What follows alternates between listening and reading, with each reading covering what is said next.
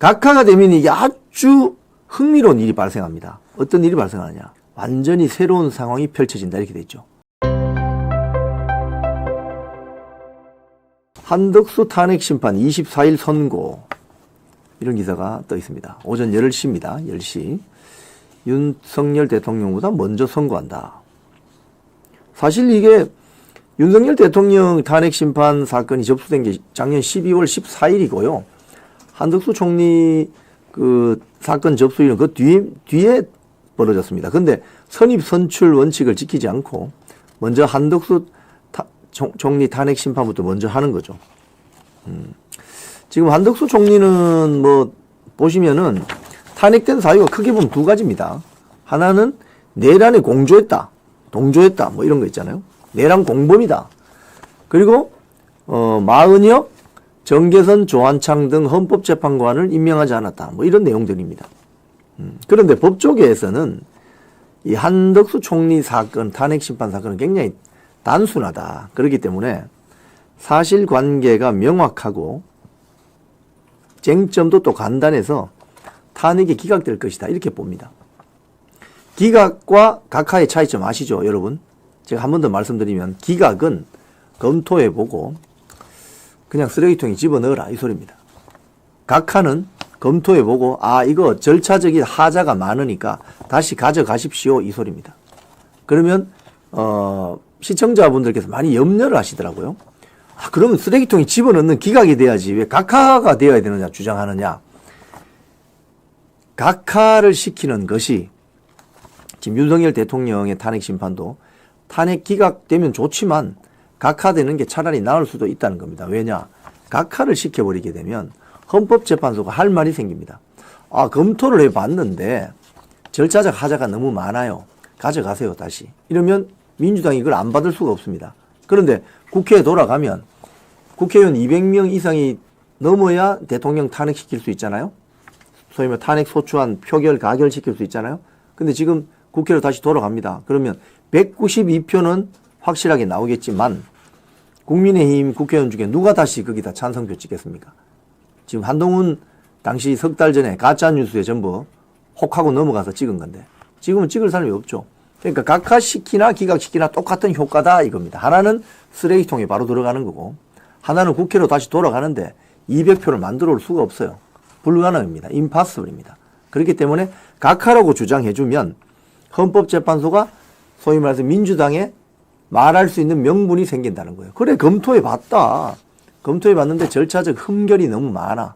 그러니까 가져가세요. 이 소리입니다. 즉 제가 이 비유를 쓰니까 어떤 분들이 그 비유 좀 그만 쓰라고 하시기도 하던데 호박을 가져오고 나서 이거 수박인데요. 화장은 똑같은 거예요. 지금. 그러니까 헌법재판소가 이거 수박 아니잖아. 호박 다시 국회로 가져가고 진짜 수박 가져와. 근데 국회에는 진짜 수박이 없습니다. 그 소리죠. 자, 지금 그러면 한덕수 총리가 다음 주 월요일 날 10시에 탄핵 심판 받아서 가령 기각이나 또는 각하가 될 수 있잖아요. 그럼 어떤 상황이 펼쳐지느냐. 여기에 대해서 분석 기사가 제가 오늘 조간신문 다 읽어봤습니다. 어제부터. 어제 저녁부터 쭉 읽어봤는데 제일 적확하게 지금 사실은 그 분석이 되어 있는 기사가 아시아투데이입니다. 제가 오늘 조간신문 아시아투데이 가져왔어요. 여기 보면 한덕수 이 기사 좀 올려주시를 이겁니다. 한덕수 국정 복귀 때는 윤탄핵 불가능해진다. 이게 무슨 소리지? 그러니까 이게 연결고리들이 이해가 되어야 돼요. 연결고리들이. 자, 그러면 지금 보니까 제가 이거 취재 현장을 27년 동안 뛰어다닌 현장 기자 입장으로서 보면 기사가 좀 깔끔하고 적확하게 나오려면 현장 기자들이 진짜 발바닥이 땀나도록 뛰어다녀야 됩니다. 많은 사람 만나봐서 인터뷰를 하고 이렇게 해야 되는데 제가 볼 때 아시아투데이 이 기사를 쓴 기자가 한대희 기자죠. 한대희 기자. 한대희 기자가 굉장히 정리를 잘 해놨어요. 무슨 소리냐. 자, 한덕수 총리는 여기 보면 법조계에서는 한 총리 탄핵은 사실관계가 명확하고 쟁점이 간단해서 각하될 것이라는 전망을 내놓고 있다. 자, 그럼 기각이 아니고 각하다 이 소리죠. 자, 그럼 기각이 되면은 어떤 일이 벌어지고 각하가 되면 어떤 일이 벌어지냐 이게 중요하잖아요. 자, 그러면 일단 먼저 한덕수 총리가 탄핵된 사유는 뭐냐? 두 가지다. 밑에 보면 크게 두 가지다. 첫 번째, 윤 대통령의 12.3 비상계엄 선포를 방조 묵인했다. 요게 하나 있고, 요게 혐의입니다. 혐의 일종의. 두 번째는 대통령 권한 대행으로서 국회가 추천한 헌법재판관을 임명하지 않았다. 요게 딱 두 가지입니다. 그러니까 내란 방조했고 헌법재판관 임명하지 않았다. 자, 이게 두 가지 사유인데, 자, 그러면 이거 가지고 만약에 재판관들이 탄핵 심리를 해서 심판을 내렸을 때 기각이 났다. 기각은 아까 제가 말씀드린 것처럼 아니 검토해 보니까 별 검토 가치도 없어. 쓰레기통에 바로 집어넣어. 자, 기각인 경우 어떻게 되냐? 그 밑에 딱 설명이 돼 있어요. 첫째로 한 총리의 탄핵 심판이 기각되어서 대통령 권한대행에 복귀하잖아요. 그러면. 그러니까 월요일 오전 10시에 주문을 읽겠죠. 기각, 주문을 읽겠죠. 그 순간 바로 한덕수 총리는 대통령 권한대행으로 복귀하고 최상목은 다시 경제부총리로 돌아갑니다. 자, 그렇게 되면 어떻게 되느냐. 최상목 권한대행이 임명한 조한창 국민의힘 추천 재판관, 정계선 민주당 추천 재판관 임명은 유지돼요. 예, 기각이 되면. 그래서 헌재가 8인 체제로 윤석열 대통령 탄핵 심리를 그대로 진행하게 됩니다. 자, 문제는 근데 각하가 되면 어떻게 되냐? 각하는 그 밑에 있습니다. 각하가 되면 이게 아주 흥미로운 일이 발생합니다. 어떤 일이 발생하느냐? 완전히 새로운 상황이 펼쳐진다 이렇게 돼 있죠. 뭐냐?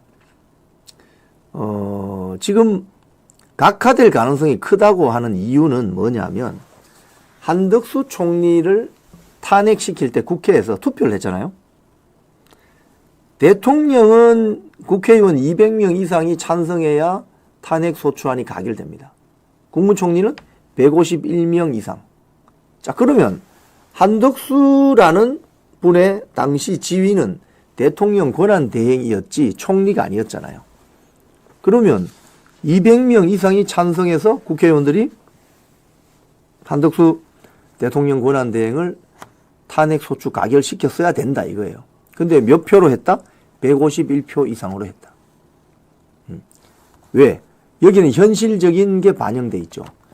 친한동훈 계열 국민의힘 국회의원 20여 명이 움직였는데 윤석열 대통령 탄핵 소추 가결시킬 때는 한덕수 총리에 대해서는 설사 친한동훈 계열 국민의힘 국회의원이라고 하더라도 한덕수를 우리가 왜 탄핵시키지? 이런 생각을 했을 거란 말입니다. 그러니까 200표 이상이 나올 수가 없어요. 그래서 그런 것들이 고려되었는지 몰라도 151표 이상으로 했다는 거예요. 지금 정경숙님은 각하가 됐을 때 한파들의 양심을 믿을 수가 없어요. 저도 믿을 수가 없습니다. 하지만 표결 못할 겁니다. 표결하는 순간 정치 생명 영영 끝나버립니다. 예. 너무 염려하지 마십시오. 그 부분은. 자, 그런데 여기 보시면 만약에 그러면 이런 절차적인 흠결이 있잖아요. 각하되는 것은 있잖아요. 그러니까 기각되는 것은 아예 이게 이야기가 안 됩니다. 그래서 쓰레기통이 들어가는 거고. 각하되는 것은 요런 점이 주장이 있는데 절차적인 흠결이 있기 때문에 절차적인 흠결을 좀 보완하세요. 자, 국회로 다시 가져가세요. 이게 각하입니다.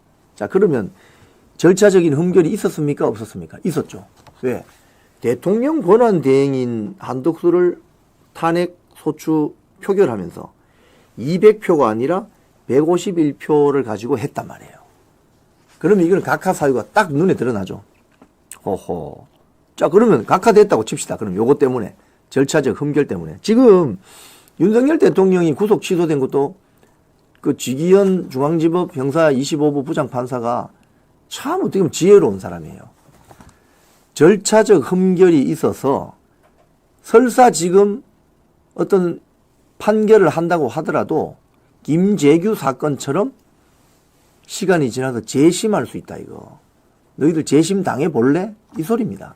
오동훈 공수처장 너 내란죄 수사권도 없으면서 왜 윤석열 대통령 내란 우두머리 혐의로 영장 발부받아서 집어넣냐 이겁니다. 이거. 그러니까 절차적 흠결이 있으면은 무조건 재심이다. 그러니까 안 된다 이거죠. 자, 그런데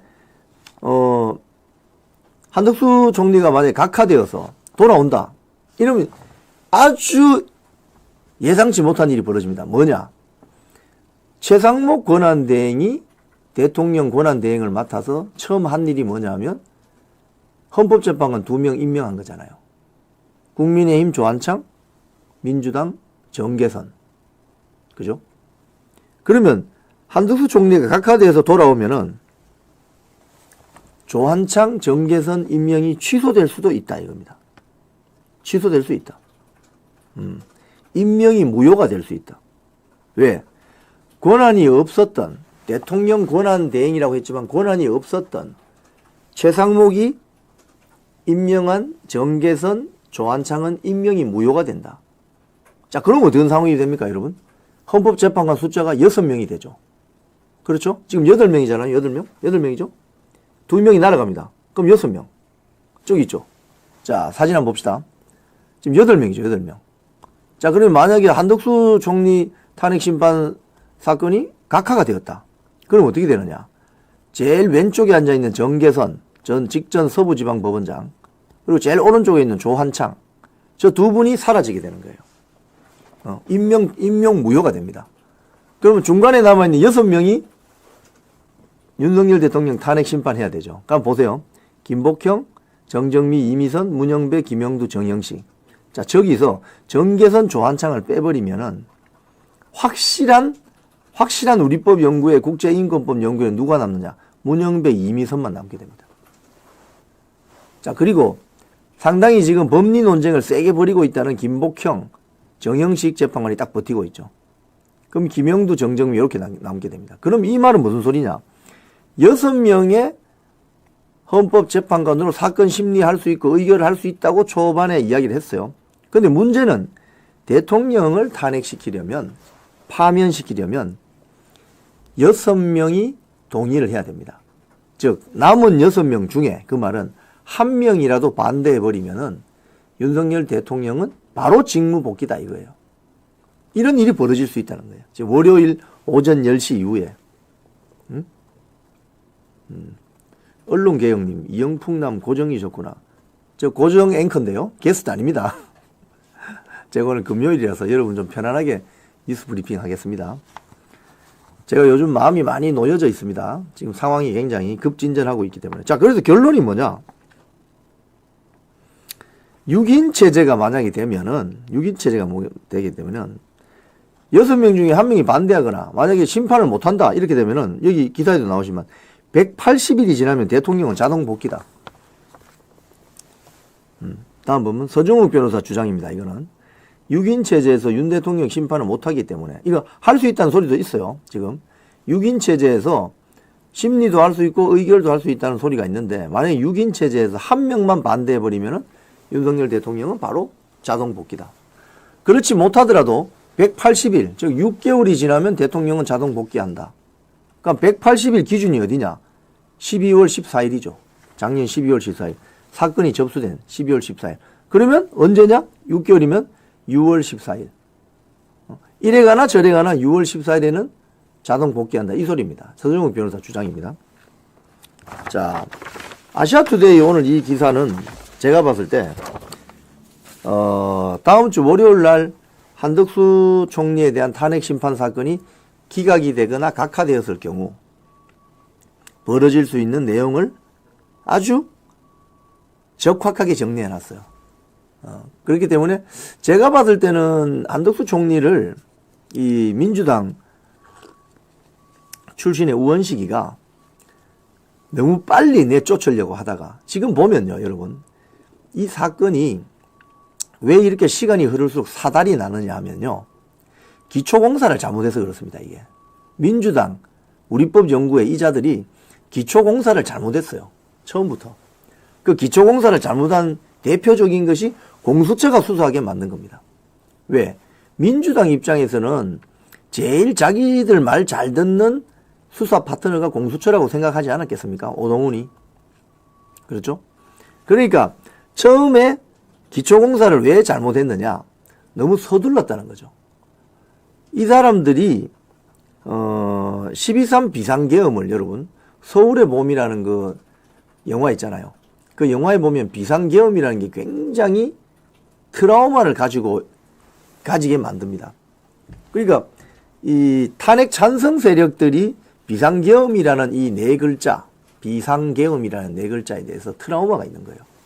이 트라우마는 그 사람들에게만 있는 게 아니고 대한민국 4050 이상의 세대에는 거의 다 가지고 있다고 보면 됩니다. 그게 바로 79년도 12.12 사태 나고 신군부가 들어서는 그 과정에 있었던 비상계엄, 그 기억을 갖고 있는 거예요. 근데 지금 지난 12월 3일 윤석열 대통령이 선포한 비상계엄은 그 45년 전의 비상계엄하고는 완전히 다른 겁니다. 지금 트럼프 대통령이 뭐 취임하고 나서 멕시코 남부 국경, 그 텍사스 국경에 국가 비상사태 선포하고 군대 보내서 불법 미입국자들 단속하는 거, 그런 거거든요. 그런 겁니다. 시대가 변했는데 45년 전에 비상계엄이라는 버전을 머리에 두고 있는 거예요. 그래서 이게 딱 걸렸으니까 박근혜 대통령 때처럼 빨리 신속 심리해서 끝내버리면 되겠다고 속단했을 수가 있습니다.